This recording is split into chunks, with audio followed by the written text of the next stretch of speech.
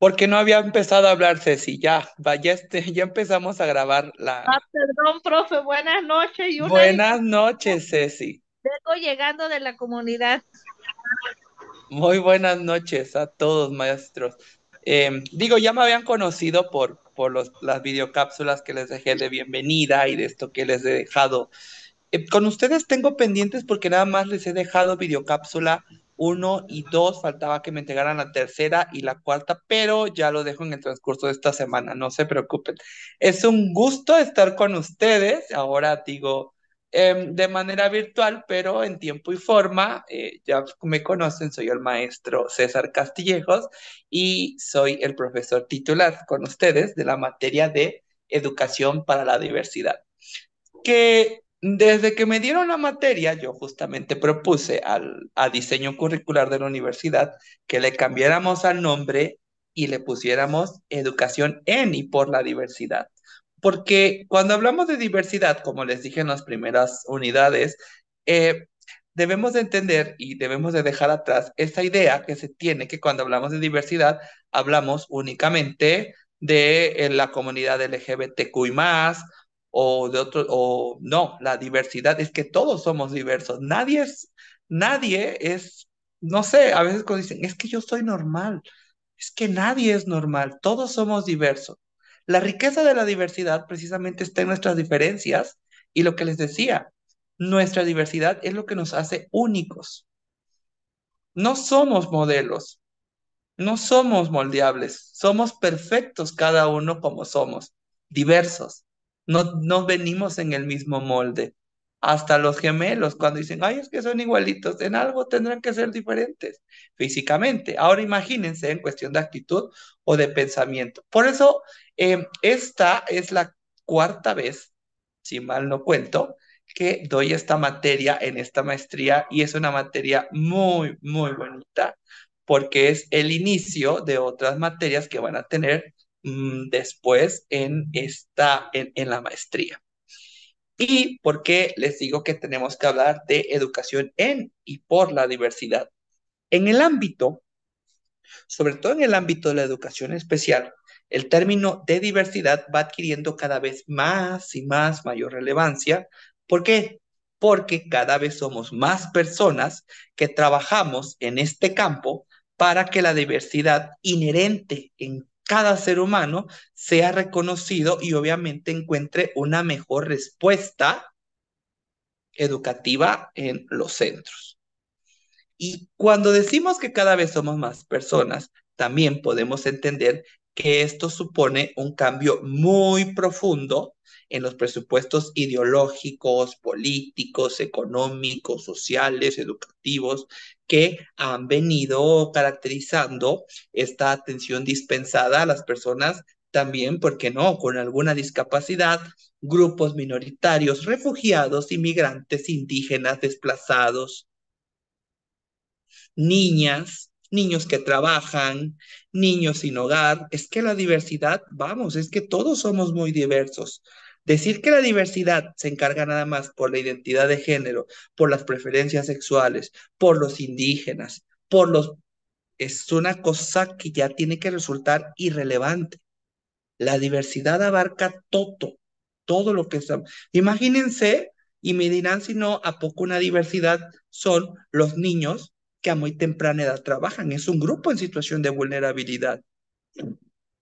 Y también son muy diferentes a los niños que no trabajan. Entonces, les digo, esta es la diversidad. La diversidad está presente, ya les decía yo, en el ser humano desde el momento en que cada uno de nosotros tenemos propias características y, bueno, y que además son evolutivas, ¿cierto?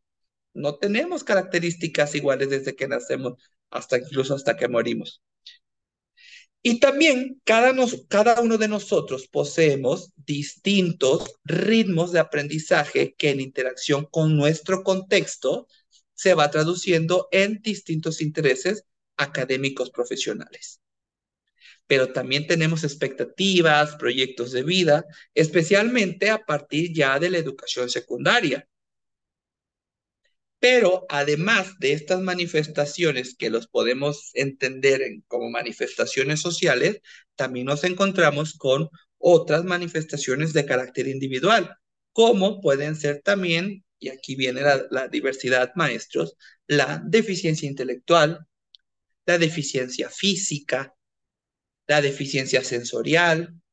También ser diferente es tener capacidades altas o aquellas otras que se manifiestan en contextos socioculturales desfavorecidos.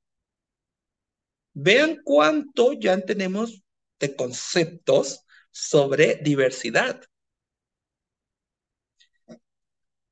Y esto último que les digo, de las que se manifiestan en contextos socioculturales desfavorecidos, pues obviamente lo vamos a relacionar con las minorías étnicas y las minorías multiculturales. Pero también debemos de entender, o bueno, les tengo que explicar que a veces el término diversidad se entiende, se analiza desde un punto de vista reduccionista. Y en el ámbito educativo nos dicen que es diverso aquel alumno que se aparta del alumnado en general. Para mí, queda en eso, muy reduccionista, porque no solo es diverso el niño que no forma parte del grupo general. Puede haber diversidad dentro de un grupo en su totalidad. ¿Por qué? Porque cuando nos adaptamos a esta conceptualización reduccionista, vamos a asociarlo con situaciones extraordinarias o excepcionales. Y a mi punto de parecer profesional y en el ámbito educativo, en donde me he desarrollado ya de algunos años, eh, este estrecho punto se me hace muy estrecho, este estrecho punto de vista dificulta que se pueda tratar de manera global la diversidad y obviamente la más tiende a favorecer un tratamiento individual y ligado a un modelo del déficit. Por lo tanto, cada vez, maestros, es evidente que las formas tradicionales de escolarización no son lo suficientemente adecuadas para atender a la diversidad que se puede presentar en nuestro alumnado, en nuestro grupo de alumnos. Porque requerimos un sistema educativo con ajustes en sus respuestas que haga posible que la enseñanza llegue a todo el alumnado. Acabamos de encontrar el principal objetivo de la educación por la diversidad, que todos nuestros alumnos aprendan. Y me pueden decir, maestro, es que es difícil. Yo entiendo esa parte. Yo entiendo, sobre todo cuando nos encontramos con alumnos con necesidades educativas especiales, ¿cierto? Ya lo dije yo, llámese por cuestión intelectual, cuestión motriz, cuestión sensorial, cuestión socioafectiva incluso. Pero tradicionalmente, la educación especial se ha identificado y ha evolucionado en las personas que se presentaban algún déficit. Es decir, siempre se hablaba de educación especial solo para la gente, y está mal el término, pero para que nos ubiquemos, la gente que estaba malita. Este punto de vista ha determinado desde los principios del siglo unos presupuestos teóricos y unas prácticas educativas inherentes que hoy lo conocemos como el modelo del déficit. ¿Cuál es el modelo del déficit? Que únicamente lo vamos a tocar para tener un tema como antecedente. El modelo de déficit fuertemente está enraizado en el ámbito médico psicológico. Este método del déficit viene justificando exclusivamente las dificultades de aprendizaje de los alumnos desde las anomalías biológicas, justamente lo que les decía yo.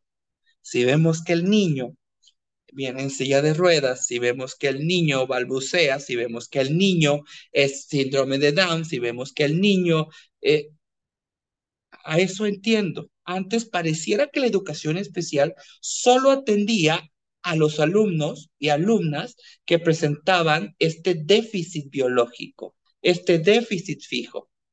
Y entonces, pues nos excluía a los otros niños que también requerían especial atención.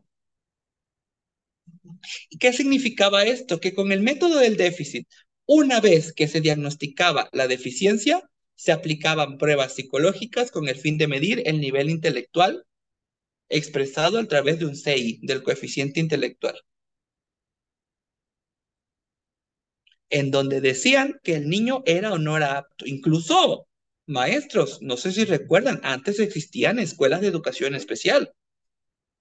Y no estamos hablando muy lejos, por ahí de 1990 eran la onda, las escuelas de educación especial. Había muchas, ahora ya no hay. Y qué bueno, porque se debe de entender que no podemos seguir segregando a los alumnos, segregando a la diversidad, mucho menos a quienes presentan esta deficiencia física, vaya, o esta deficiencia biológica. Entonces, una vez que se emitía este estudio del coeficiente intelectual, pues eran pruebas estáticas, eran sí efectivamente pruebas puntuales, perdón, pero tenían muy poca influencia en la realidad educativa y en los aspectos referidos a su mejora. ¿Por qué? Porque este tipo de pruebas nos hacía que se llevara generalmente grupos homogéneos. ¿Qué significaban estas pruebas? Él no puede estar aquí.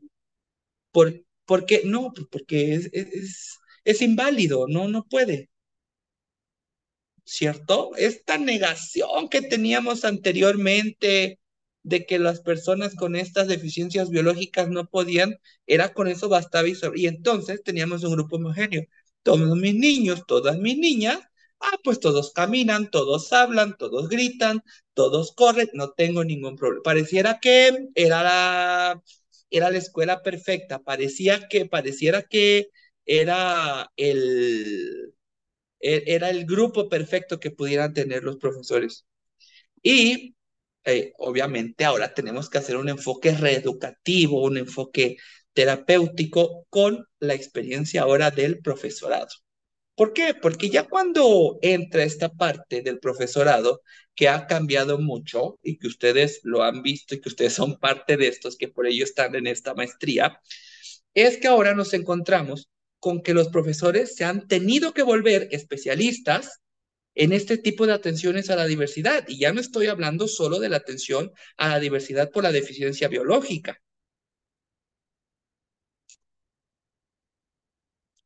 Los maestros, los buenos maestros, así lo digo yo, porque hay que tener vocación para ser profesor. Para ser profesor yo creo que te tiene que nacer de aquí del corazón, porque esa es la vocación, el querer enseñar. Los buenos maestros han establecido el límite entre lo normal y lo patológico. Y aquí aparecen dos tipologías, la normal y la normal.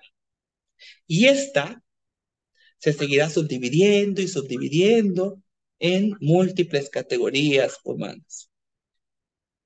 Sí, nosotros podemos consultar una cuestión de hablar sobre educación especial, pues por ahí de los 60, de los 70, nos encontrábamos que era una cosa estigmatizadora, una cosa de etiquetas. Había gente con deficiencia mental ligera, deficiencia mental media, deficiencia mental severa, profunda, hipocáusica, sordera profunda. Era una cosa terrible. Que nuestros niños y niñas ya de por sí lo que sufrían, ahora estigmatizándolos en las escuelas, eran peor. Y obviamente, por eso les digo que bendito Dios, hicimos a un lado este método del déficit que segregaba, que homogenizaba, porque era fácil etiquetar, clasificar, jerarquizar a las personas y se caracterizaba por el establecimiento de categorías, de etiquetas. Y ya pasamos, y que además pasa algo muy interesante, que lo van a ver más adelante en alguna otra materia, o seguramente ya lo vieron, y en donde podemos entender que con este modelo, con el modelo del déficit, surgen actitudes excesivas de protección hacia estos alumnos. Y entonces caemos en una sobreprotección, en donde en vez de ayudar al alumno, lo minimizamos más, lo hacemos menos, lo hacemos incapaz y hasta el alumno se cree poca cosa para poder realizar sus actividades o lo que se le proponga.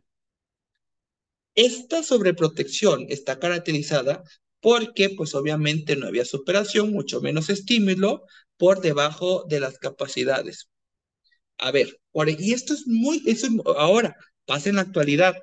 Digo, yo no sé si todos aquí son profesores y qué grados atiendan. Yo atiendo como profesor atiendo desde niños de 3 años con inglés hasta personas de 60 en posgrados. 70 me tocó alguna vez, con mucho gusto compartí con el conocimiento, que se llamaba Jorge. Yo ya lo estoy matando a pobre Jorge. Capaz tenga más ganas de vivir que el profesor. Este, un ejemplo muy claro es cuando algunos profesores ayudan a los alumnos a colorear o a dibujar. ¿Por qué? Yo, y a veces también lo hace papá y mamá o quien está al frente del pequeño, ¿verdad? Y ese es un ejercicio muy claro cuando no podemos empatar esto. Cuando ponemos a un niño a colorear, cuando ponemos a una niña de 2, de 3 años, obviamente no tienen noción de la perfección, obviamente no tienen noción de las reglas, obviamente están recreando sus capacidades y van a pintar como ellos puedan. ¿Y qué hace el profesor? Ay, es que esta pinta horrible. A ver, trae tu dibujo. Y ahí, hasta así la manita de la pobre criatura. Luego hasta demandados terminan los profesores. Es que la maeta me quebró mi mano, la maeta. Y ya demandaron a la maeta porque le desesperó que la niña no pintaba bien, que el niño no pintaba bien. Es que entonces deben de entender. Y luego pasa algo peor de esto, no de que esté denunciada la pobre maeta, de que compare la maestra. Es que como la niña blanquita, uy, pinta re bien. Hombre, caramba, todos tus alumnos son diferentes, maestro. Todos tus alumnos son diferentes, maestra. Desde ahí viene la belleza de la diversidad. La participación de los alumnos con dificultades en esta tarea, eh, y a lo mejor a veces dice el maestro, es que me frustra que por más que le digo que no se salgan de la raya, no pasa nada. Es que no pasa nada. Porque pasa, y eso no te pasa. A ver, es que si te pasa con un niño de 3 años, es increíble. Te pasa con Ceci. ¿Cuántos años tiene Ceci? Ya te voy a balconear. Buenas noches. Tengo 43 años. Con la niña de 46 años que le digo que la clase es hoy a las 8:30 y se va a querer conectar a las 10 de la noche. La educación no es lineal, maestros. Si fuera lineal, no hubiera diversidad, ¿cierto, Ceci? ¿Cierto, maestros? Y entonces, por muy las tareas que dejamos como profesores, por muy debidamente planificadas y estructuradas, que siendo sinceros, maestros, muchas veces no lo están. Digo, yo a veces eso de que tenga una planificación de tareas o que a veces integré un programa, una planificación, paso mecha bien bonito, le hice sus tablas, le puse el periodo de realización. Mentira. Una cosa es la planificación y otra cosa es el diario vivir del quehacer profesional, del quehacer laboral, ¿cierto? A veces dices tú, a veces tú, hoy no he acabado el maldito programa, ya quedó de hace una semana que lo iba a acabar y esto no acaba, es que se atravesó y empezamos, se atravesó el puente, es que se atravesó, es que el director nos mandó, eso pasa muy a menudo. Pero eh, muchas veces no lo está, la planificación no lo está. Si nosotros como maestros no podemos dominar muchas veces la planificación, imagínense el alumno que tampoco lo va a hacer. Entonces, si nosotros presionamos, y esto lo digo más en los niños y niñas, en los menores de edad, cuando nosotros presionamos en esto de que, ay, ven acá, te voy a enseñar a dibujar, pues los estamos excluyendo de a lo mejor actividades motivantes realizadas por el resto de sus compañeros. A lo mejor lo que motive a esa criatura que te desespera, que no pinte dentro de la raya, lo que le motive es solo pintar, no seguir la regla. Y a lo mejor, desgraciadamente, tú como profesor no estás valorando esa capacidad de ese alumno, de esa alumna, por querer ser lineal, por querer ser cuadrado, por querer homogenizar a tu grupo. Ningún grupo es homogéneo, eso nos debe de quedar claro. Todos los grupos que tengamos como profesores son heterogéneos. Y esto lo veíamos muy a menudo en inglés, ¿verdad, Anaí?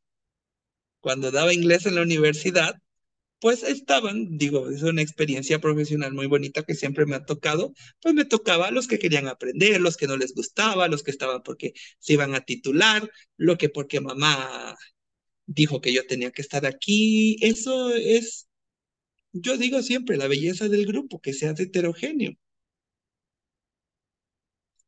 ¿Qué tenemos como consecuencia de estos?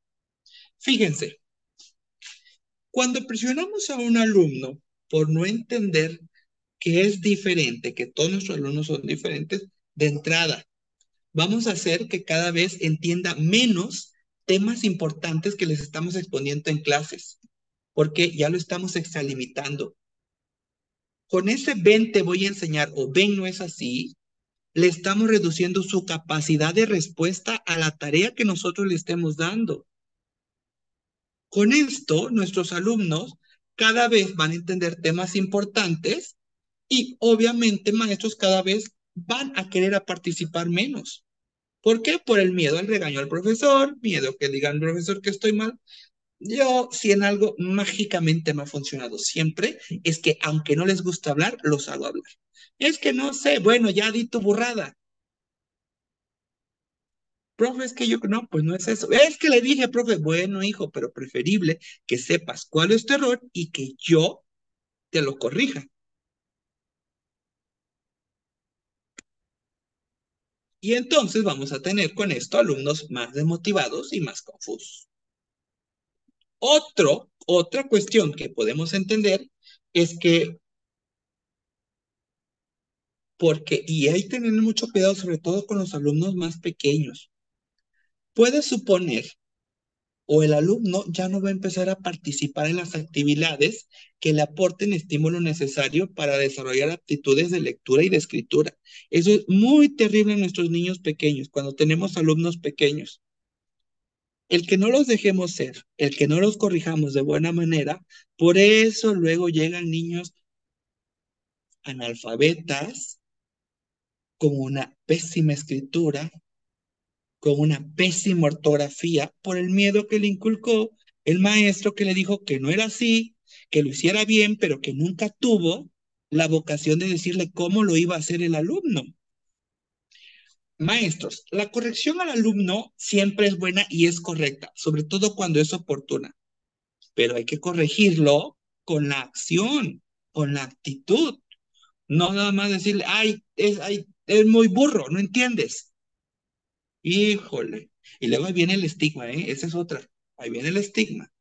Viene el burro, ahí viene el gordo, ahí viene el llorón, ahí viene el chismoso, ahí viene el flojo, ahí viene el orinón. Todo lo estigmatizamos con el pobre alumno. El alumno integrado, y aquí ya estamos hablando, que me diga, me diga, Cuauhtémoc, no, es que el profe está diciendo tonterías. Yo tengo mi grupo al 100 perfecto. Cuauhtémoc. No pasa absolutamente nada. Cuauhtémoc tiene a todo su grupo, tiene a todos sus alumnos integrados, y entonces este alumno, estos alumnos que ya están integrados en un aula ordinaria, vamos a encontrar que por muy integrado que tenga Cuauhtémoc a todo su grupo, al alumno, va a volver a encontrar que cada alumno es diferente al resto de sus compañeros. Y si nosotros queremos trabajar un grupo homogeneizado, obviamente vamos a tener mayor problemática porque fíjense que a veces no funciona integrar a un alumno a la homogeneización. Funciona entender a cada alumno diferente y tratar al grupo pues de esa manera heterogénea. Me pueden decir, pero es que tenemos un programa, tenemos una planeación. Sí, bueno, una cosa es el programa, una cosa es la planeación, pero no puedes ir por la vida poniendo dieces y 5 solo porque no te realizó la tarea o porque sí te realizó la tarea. Imagínense, solo un presupuesto y con niños pequeños nunca te entrega las tareas, tú no sabes, y eso es otra cosa, no sabes por qué, el contexto fuera de escuela, pero en el examen te responde con un excelente 10. ¿Qué hacemos ahí, maestros? Es muy común esto, ¿eh? Y más en estos tiempos. O, o imagínense, entregó todas sus tareas, participó perfectamente bien en clases, expuso de una manera magistral, pero no dio el ancho en el examen. ¿Lo reprobamos? Hemos, ya nosotros sufrimos, ya nosotros, permítame tantito, ya,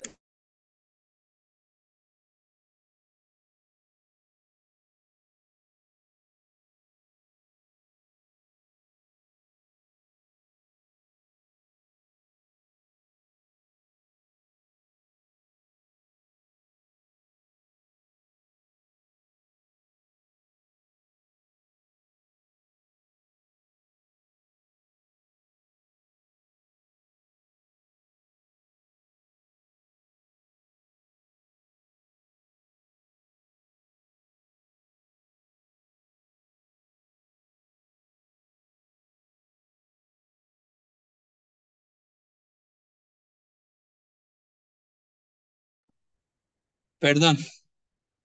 Entonces, ¿qué hacemos? ¿Qué hacemos con esos niños? Muy difícilmente podemos entender eso. Bueno, cuando queremos homogenizar a todos nuestros alumnos. Eh, y así podemos seguir hablando del modelo de déficit que no aporta absolutamente no absolutamente nada, pero ahora debemos entender que debemos de tener la atención a la diversidad centrada en el modelo curricular. El término diversidad, que es de lo que va a versar nuestra materia, viene introduciendo nuevos matices en el ámbito, sobre todo la educación especial. ¿Por qué? Porque ya el término diversidad ya se alejó de la cuestión biológica y ahora está considerado como un principio ideológico que es no susceptible de ser operativizado. Se configura, fíjense aquí, lo padre o lo bello de la cuestión de diversidad, se va configurando cada vez como un sistema de valores y creencias que proporciona un camino para la acción y el comportamiento. Fíjense, ¿y por qué les digo que es un principio ideológico? Porque establece la idea de que diversos somos todos y no solo los alumnos con algún déficit biológico. Por ello, ahora el término de diversidad nos hace entender que, que se requiere un cambio en la organización de los centros educativos y de las estrategias de enseñanza-aprendizaje que se utilizan en estos mismos. Eh, hay que Hay que recordar que por los principios de los 90 no se podía hablar todavía de diversidad porque era un tema tabú, era un tema en donde estaba la gente normal y la gente anormal. ¿Cierto? Pero en las últimas décadas la diversidad ha ido adquiriendo una mayor relevancia debido a la presencia en el sistema educativo ordinario de alumnos con discapacidades, extranjeros, minorías étnicas, unidos a la presencia de grupos desplazados como tenemos en Chiapas, que tenemos muy en común, niños, niñas, porque también son una minoría, no podemos hablar del grupo homogenizado, y entonces encontramos un mosaico eh, pluricultural que caracteriza a todos los centros educativos en los tiempos actuales. Pero además, nosotros tenemos este tipo de diversidad, porque a esto se le une la diversidad de intereses, de motivaciones, de estilos y también de ritmos de aprendizajes. Sobre todo ahora con la era de la información, con la era de la tecnología. Y maestros, natural y consustancial es la heterogeneidad humana y la vida misma. Nada es monótono, nada es igual, nada es homogéneo. Todo cambia, la vida misma cambia. La diversidad. Y aquí podemos entender dos tipos de diversidades. Y esto me parece sumamente interesante y les quiero compartir. Podemos encontrar una diversidad interindividual y en esta diversidad interindividual se van a expresar rasgos comunes que nos proporciona el sexo, la cultura de género, la lengua materna, los aprendizajes compartidos en la etapa de la educación educatoria. Y sí, esta diversidad interindividual nos imprime cierta homogeneidad en los valores, pensamiento y conducta. Por ejemplo, hablamos español, somos un grupo. Religión católica, somos otro grupo. Los que vivimos en ciudad, somos otro grupo. Los que viven en el pueblito allá arriba de la montaña, son otro grupo. Y entonces pareciera que sí es diversidad interindividual. ¿Por qué? Porque al final del día homogenizamos con todos los que hablamos en español, con todos los que hablamos tojolabal, con todos los que hablamos el tal, con todos los que hablamos tochil. Y de ahí viene la diversidad intergrupal. ¿Cuál es la diversidad intergrupal, maestros? Es la que, en cuanto a cada persona, con su propia manera de ser, con la idiosincrasia que desarrolla y se desenvuelve en un cierto contexto social, familiar y escolar, se pierde la individualidad.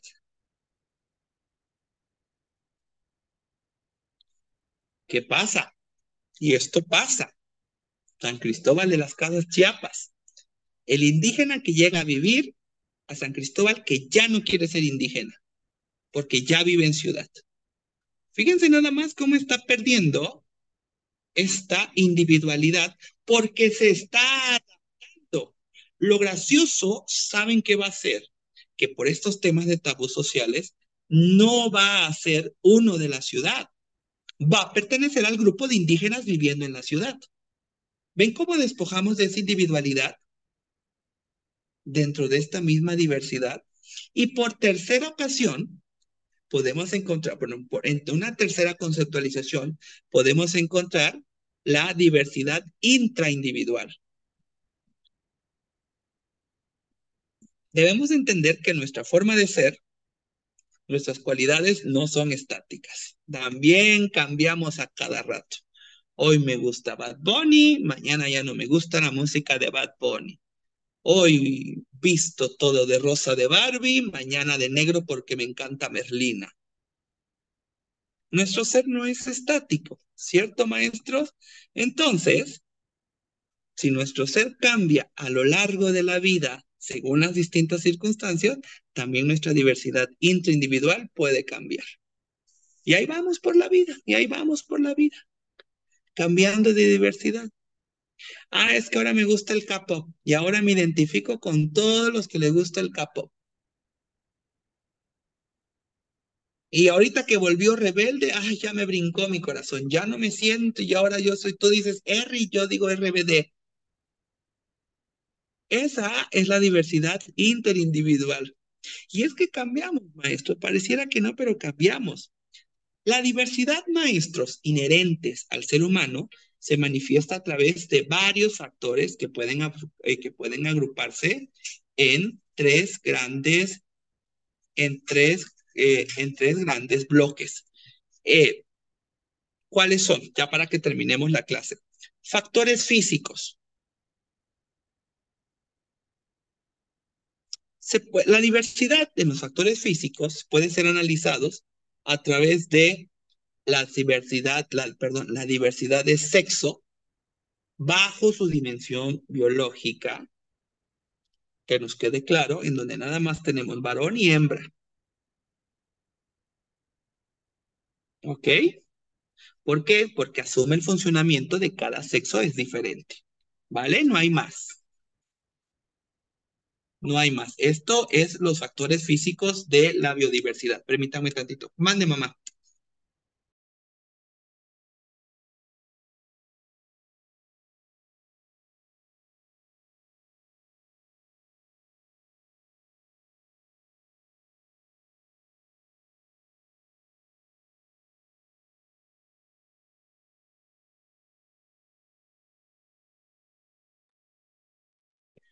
Perdón, pero ya me están esperando para cenar, pero ya les dije que ya terminamos. ¿Ok? Ahora, si no existe la diversidad de sexos, existe la diversidad psicológica. Y aquí, esta diversidad psicológica, este factor psicológico, atribuye a los distintos sexos de diferente evolución y ritmos de desarrollo. Aquí sí ya entra lo que es la identidad de género. Ya no estamos definiendo biológicamente, en donde, perdón por la expresión, pero la mujer tiene su vagina y el hombre tiene su pene. ¿Ok? Y eso ya nos quedó claro que es biológico. Viene la cuestión psicológica, ¿no? Cada ritmo que le voy agarrando es que, bueno, yo me siento una mujer atrapado en este cuerpo. Vale, venga, aquí viene tu factor psicológico. Derecho humano no, es un tema de debate, maestros, al que no quiero entrar, pero sí quiero que reconozcan que esto también es diversidad. Y luego viene la sociológica, donde determinamos ciertos roles a cada uno de los sexos. Esta psicológica es la que más nos cuesta.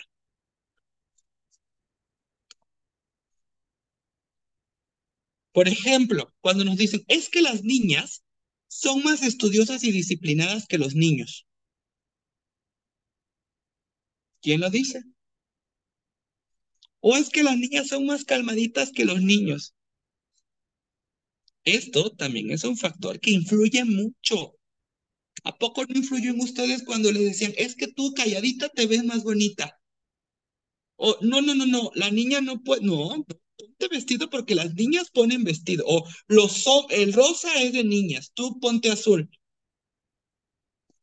Influye. Y es una característica psicológica.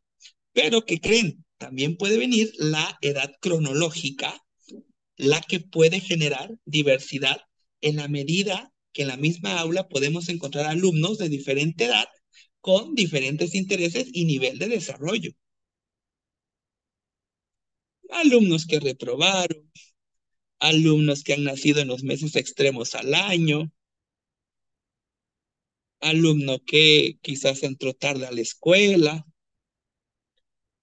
Y aún así, maestros, independientemente del orden cronológico, también nos vamos a encontrar con los factores del desarrollo corporal.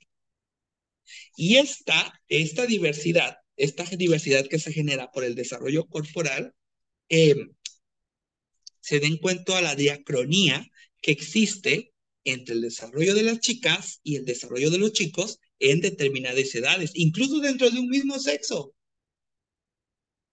Cuando es que a José ya le salió barba y a mí no, y yo soy más grande que José.